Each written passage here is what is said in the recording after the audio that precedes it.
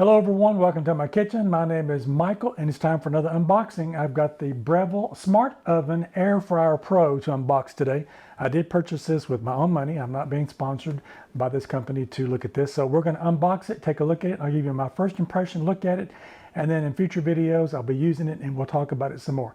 So let's get started. So we got a nice size box here and it says Breville Smart Oven Air Pro, and it's got 13 built-in preset features into it, and it has a temperature control, an oven light, super convection with 2-speed fan, multi-phase cooking, temperature conversion, and frozen food buttons, extra large capacity with stainless steel removable crumb trays.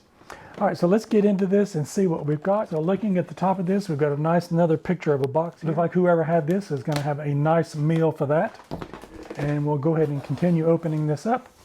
And we come with a warranty package here with looks like a crumb tray, and it does say it has a 2-year limited product warranty on it, so that's nice. So let's go ahead and take this out of this plastic wrap here. All right, so I've got the plastic off that, and this is a nice stainless steel looking tray here. It's got a plastic thing here for your hands on the front of it, a type of a handle grip on that, so that looks like that is nice. The book that comes with it is the instruction manual on how to use this, so it's very intuitive.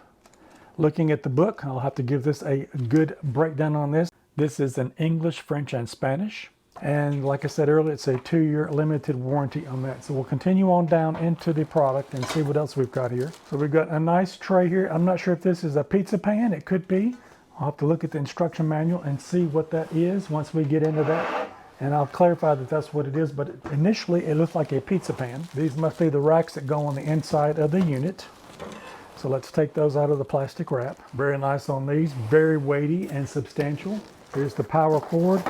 At this point, the rest of it is in styrofoam packing on the sides here, and I'm going to put this down on the floor and pick it up, and then I'll come back and we'll get it out of this box. That way I won't hurt my back on that by picking it up at this angle. I'll do it at an angle where I'm more comfortable with. So I'll be right back in just a minute. All right, I do have it out of the box now, and I did find some other accessories in there. There's another one of these trays, and I'll go ahead and take that out. Okay, that looks like another rack, just like the other one that I have over here. Very substantial on that. I've got a smaller rack here. Nice size rack on this one. It's got some little feet here on the bottom of it that can hold it up off the ground. So this looks like a drip pan like you would have in the bottom of your oven for grease and things to collect in. So I'll take a look at that and go back to the instructions just a minute to make sure that that's what that is. And then it looks like I've got an air fryer basket here. And let's take the tape off of this and see what this looks like. All right, so we've got that there. This looks like the basket that you would put in the air fryer portion of it. And then I'm going to turn it around here because I see some tape on the front here, and I'm going to see about getting that off, and we'll open it up on the front and take a look inside. All right, so now I've got that tape off of it. Let's take a look inside and see what we have. I see heating element here on the bottom and on the top, so it's got heating from both sides. There's a light over on that side over there, and then I'm going to take this off here. This shows the different settings on it. So this shows a toast, bagel, broil, bake, roast, warm, pizza, proof. You can proof bread in it. Air fry, reheat cookies, slow cook, and dehydrate. So it's got a lot of different functions to it. The dehydrate, the air fry, and the proofing looks like that's something that I'm going to be using it quite a bit for. I do have a dehydrator that I really like. It's round, but I always want to try something different. And make a lot of bread, so the bread proofing would come in nice. I usually just put that in the oven with the light on, but we'll check that out and use this and see how that is going to work for a future video. All right, so we've got a nice size cord on it with the 3-prong port for the United States with the ground wire on it. Let's take this off and I'll get a measuring tape out and we'll see how long the cord is on this. So I measured it from the back of the machine to the end of the cord, and it was between 57 and 58 inches. I'll put the metric conversion of that in the description box below for that. Now I want to get some measurements of the outside and the inside of it so you can have that for your reference, and I'm going to go ahead and measure that now. This oven is a very substantial size piece, so definitely this is something that if you don't have a lot of space in your kitchen, this might take a little bit of room in your kitchen. So I'm looking at here is 21¼ inches, and then I'll measure that in centimeters. It's roughly about 54 centimeters wide. Now I'm going to turn it around and get the depth of measurement for you. And I'm going to measure the bump out here on the back. That way you've got that measurement too. I'm just going to kind of have to eyeball that where that is. And looking at that, that's to the front of the handle here is about 17.5 inches from the back to the front. And now let me get you the centimeters of that. About 44 centimeters to the front. Now let's get the height of it and see what we got. I'm going to turn it around here so that I can get a good measurement of that. And I'm going to measure it from the countertop where the feet are to the top here. And that's about 12.5 inches, or in centimeters, I'm looking at about 31 centimeters tall. So now I'm going to turn it around so that I can see the inside of it, and I'll give you the measurements of the inside of the actual oven itself.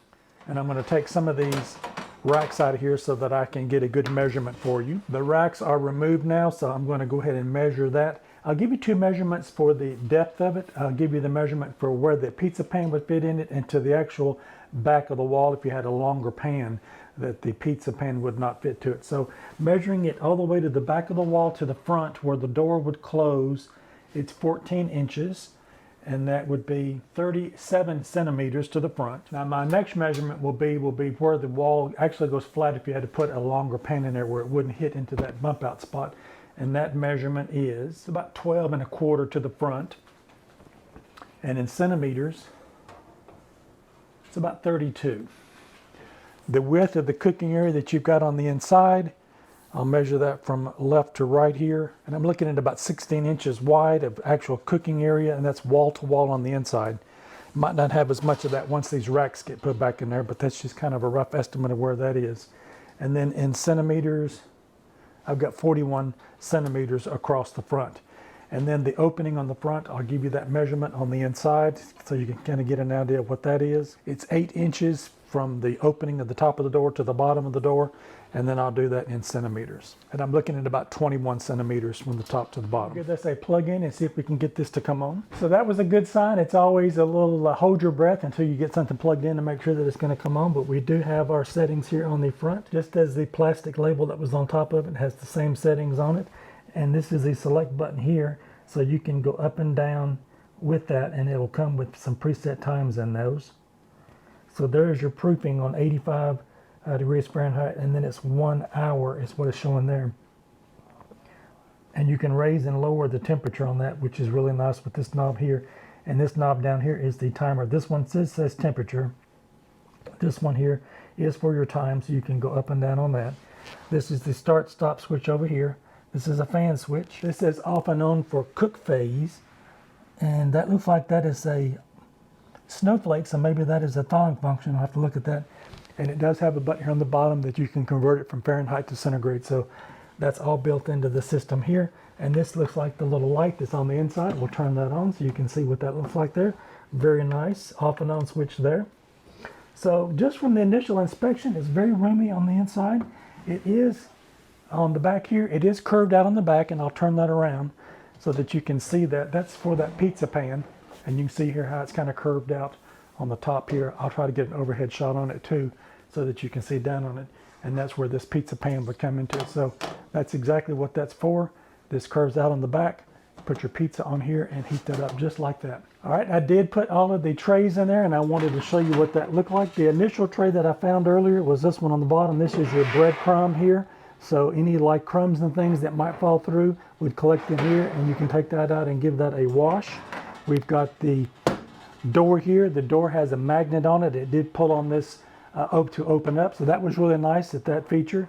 We'll pull open the door for you. I'll pull that again so you can see what that looks like.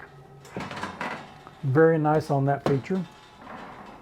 We do have our little basket here for the air fryer motion. This tray does hold this wire rack in it. And with that lifted like that off the bottom of that tray, you could actually roast something in there like a chicken, or if you wanted to do steaks, you could put some of those in there. We'll definitely be giving this a try to see what this looks like, so I'll put that back in the bottom here.